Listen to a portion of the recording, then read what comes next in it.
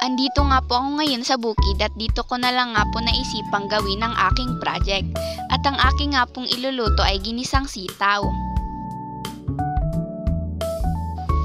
Ang una ko nga pong ginawa ay himayin ang sitaw sa maliliit na piraso para madaling lumambot at maluto.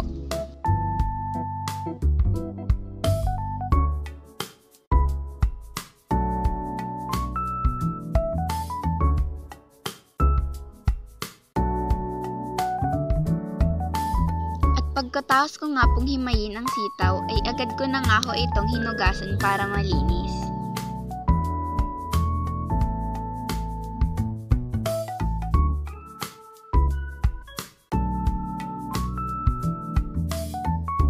Naihanda ko na nga po ang mga sangkap na kailangan sa pagluto ng ginisang sitaw.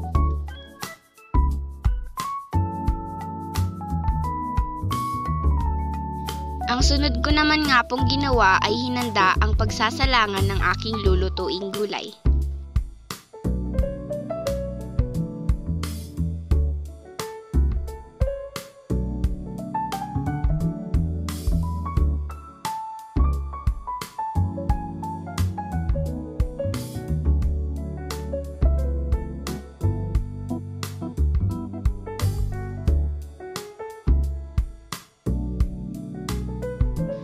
Nung malakas na po ang apoy, ay agad ko naman pong inilagay ang kawali.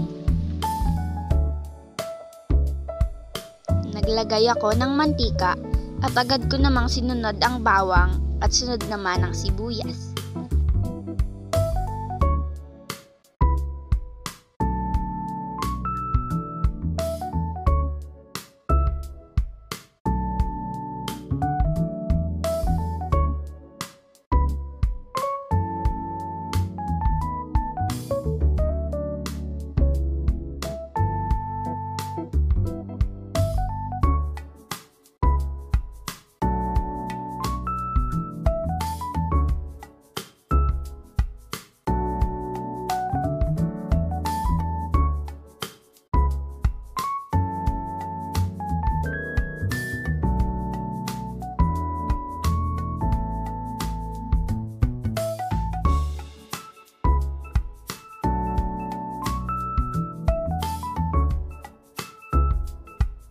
Naghintay lang nga po ako ng ilang minuto bago ko sinunod na inilagay ang sitaw at hinalo-halo ito para magisa.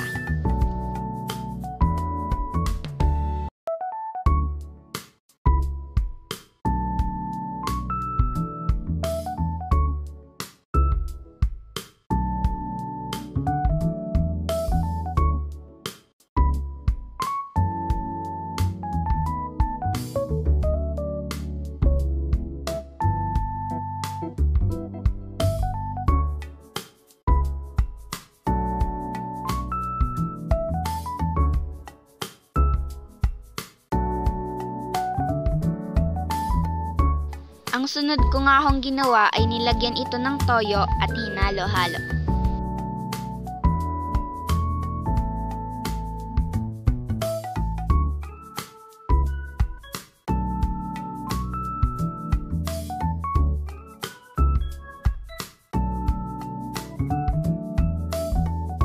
Ang sunod ko naman nga hong inilagay ay kaunting tubig.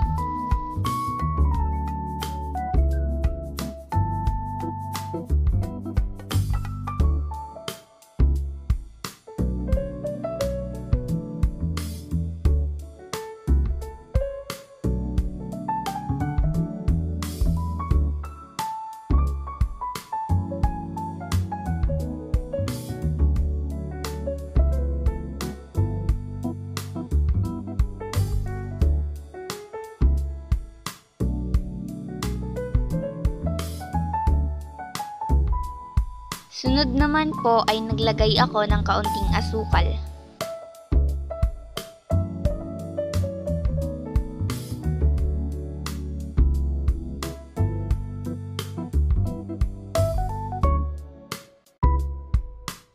At nilagyan ko rin nga ho ito ng pampalasa.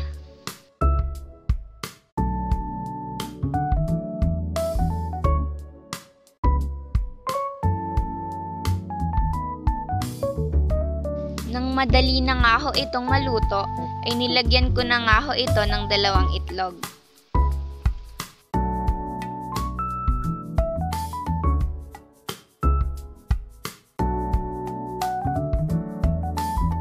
Nung malambot na po yung sitaw at luto na po yung itlog, ay hinango ko na po ito.